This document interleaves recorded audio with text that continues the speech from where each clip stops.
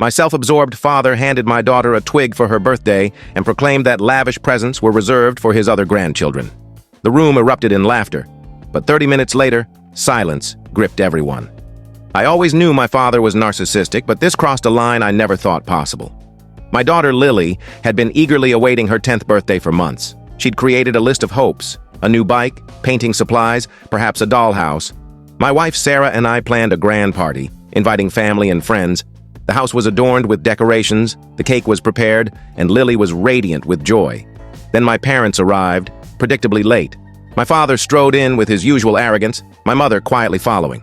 He carried no gift bag, no wrapped box, just a jagged, weathered stick. Lily looked at it, puzzled. "What's this?" she asked. My father extended the stick toward her. "Your birthday gift," he declared with a smug grin. The room fell silent for a moment before uneasy laughter broke out. My sister Rachel and her husband shared amused looks. My mother let out a strained chuckle. Lily, hesitant, accepted the stick, holding it as if it might hurt her. "I don't get it," she said softly. My father clapped his hands theatrically. "Expensive gifts are only for the other grandkids," he said, then burst into a loud, self-satisfied laugh. Rachel snickered. Her husband smirked. Some guests, unaware of the cruelty, chuckled politely. Lily's face crumpled. She turned to Sarah and me, her voice quivering. "Why is Grandpa saying that?" Sarah pulled her close, stroking her hair. I could see Sarah's jaw clench, a sign she was suppressing her fury, but I wasn't holding back. I faced my father, my voice low and sharp. "What's wrong with you?" He shrugged, unbothered. "You don't deserve my respect, James. You know that. Why should I waste money on your kid?" The laughter stopped abruptly. Guests shifted awkwardly, realizing this wasn't a joke. Rage surged through me. Years of his manipulative games, his blatant favoritism, his constant belittling, it all hit me at once. But instead of losing control, I did something else. I smiled. Then I stood, crossed the room, and did something that wiped the smirk off my father's face. I picked up a knife. The room froze, everyone holding their breath. Not in a threatening way, I wasn't about to do anything reckless, but in a way that signaled something monumental was happening. I turned to the cake Lily had been so excited about and carefully sliced 2 perfect pieces, one for her, one for Sarah. Then I faced my father. "You're no longer welcome here," I said. Silence. Not the uneasy kind, not the awkward kind. A heavy, profound silence that seemed to sink into the very walls, making everyone realize something had shifted forever. For 30 minutes, no one spoke. Not my father, not my mother, not Rachel, not a single guest. My father sat with his arms crossed, his smug grin fading as he realized no one was coming to his defense. My mother stared at her hands, silent. Rachel avoided my gaze. The guests fidgeted, unsure whose side to take. Lily sat beside Sarah, picking at her cake with small, trembling bites. She wasn't crying anymore, but her spark was gone. That hurt more than anything. Finally, my father leaned back and scoffed. "Are you serious, James? Over a joke?" I kept my voice steady. "You humiliated my daughter on her birthday in front of everyone. That wasn't a joke." He rolled his eyes. "She's 10. She'll get over it." Lily looked up. "No, I won't." His face twitched, a flicker of uncertainty in his eyes, but it vanished quickly. "God, this family's pathetic," he muttered. That was it. I stood. "Get out," he laughed sharply. "You're kicking me out, your own father? Because I didn't buy your kid a fancy gift?" Sarah stood too. "Yes, leave, now." The tension was suffocating. My mother finally lifted her head, her lips tight, looking like she wanted to speak but couldn't. Rachel huffed. "Oh, come on. Dad was just teasing." I cut her off. "You think it's okay? That he treats Lily like she's worthless while your kids get everything?" She shrugged. "Maybe if you weren't so—" I didn't let her finish. "I'm done pretending. Let's be honest. Dad's never respected me. Fine. He's always favored you and your kids. Fine. But I'm done letting Lily feel like she's less than— It ends now."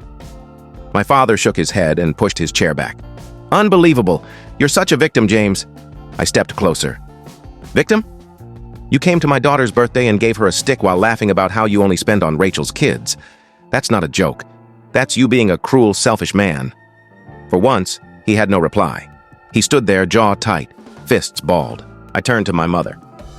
"And you? Are you just going to sit there and let him do this?" She hesitated. Then, in a voice quieter than I expected, said, "I didn't know he'd go this far." That changed everything. My father turned to her, eyes narrowing. "What did you say?" She cleared her throat and sat up straighter. "I knew you favored Rachel's kids, but I didn't think you'd stoop this low." My father stared at her, stunned. "Don't you start." But she wasn't done. "James is right. It wasn't a joke. It was mean." Rachel's jaw dropped. "Mom?" My mother stood slowly, grabbing her purse. "We should leave." My father's laugh was empty. "You're siding with him?" She didn't confirm or deny it. She just avoided his gaze. For the first time, my father was speechless. But I wasn't done. "Both of you, get out. Now." My mother didn't argue. She gave Lily a look, almost apologetic, then walked toward the door. My father lingered, looking around for support. When no one spoke up, his face twisted in contempt. "You're pathetic, James," he spat. "A weak little—" "Out," I said, my voice ice cold. He laughed dryly, shaking his head. "Fine, but don't come begging when you realize you can't erase me from your life." I opened the door without a word. My mother stepped out first. He followed, but just before leaving, he turned to Rachel. "You coming?" Rachel hesitated, glancing at me, Sarah, then Lily, who still clutched the wretched stick. She sighed and stood. "Yeah, I'm coming." Of course she was. She grabbed her husband's arm and they followed my parents out. The door shut. For a moment, no one moved.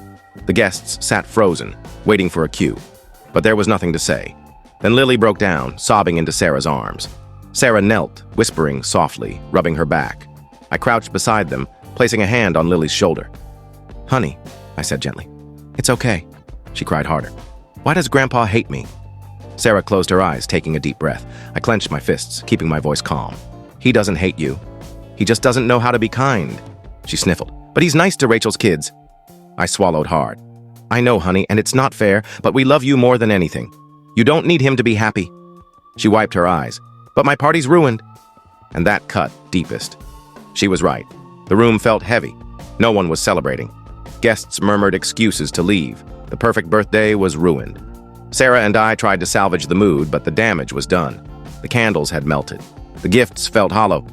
Lily tried to smile, but she wasn't okay. That's when I decided this wasn't over.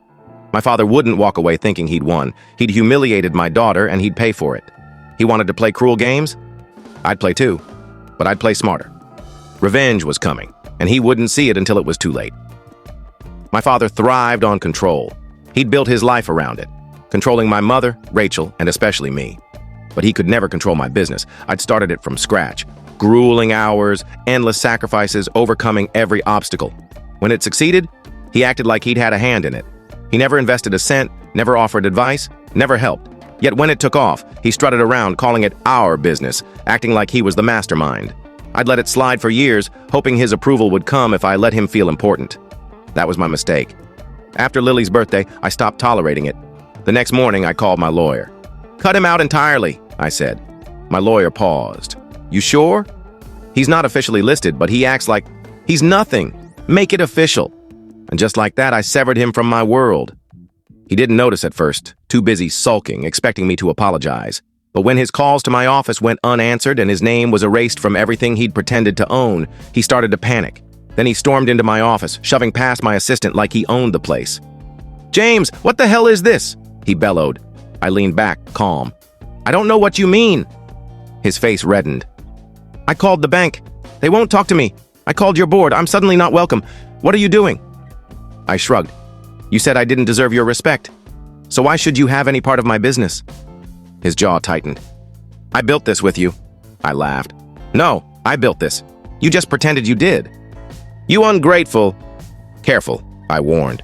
"This is my building. I don't owe you anything." For the first time, he looked lost.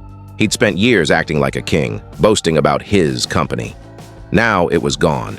He had nothing, and he'd done it to himself. He stepped closer, trying to regain control. "You think you can just erase me?" "I already have." His breathing grew heavy. He looked like he wanted to lash out, but he had no leverage. "You'll regret this," he said, voice trembling with rage. "You need me." I smiled. "No, Dad. I never did." Then I called security. They didn't need to touch him. The moment I pressed the button, 2 guards entered. My father looked at them and realized how powerless he was.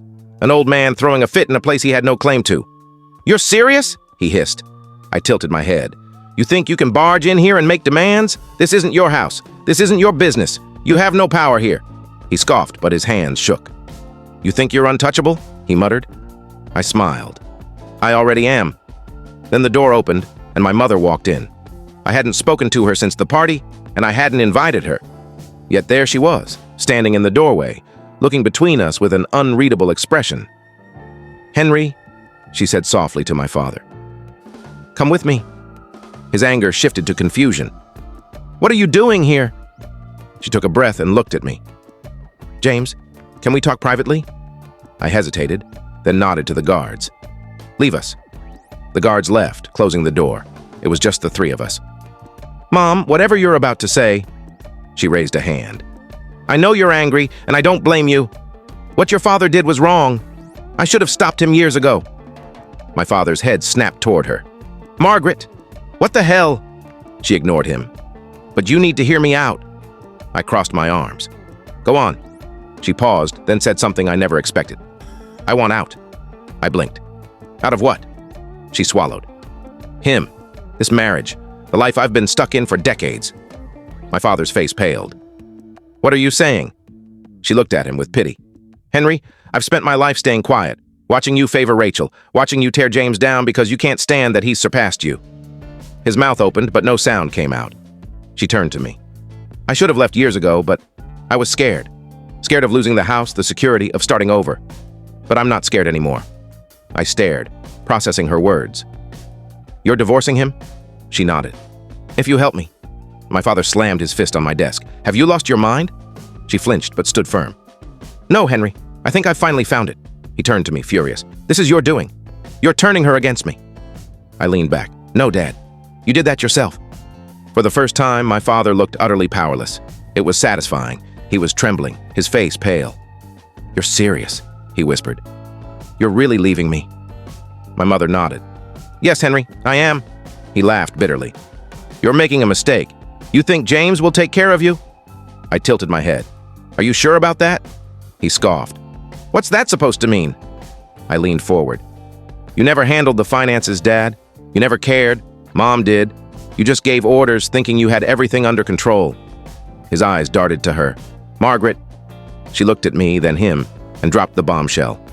"I've already talked to the lawyers. Everything in my name is mine. Half the house, half the savings. And after everything I've put up with, I'm going for more." My father's mouth opened, but nothing came out. I smiled.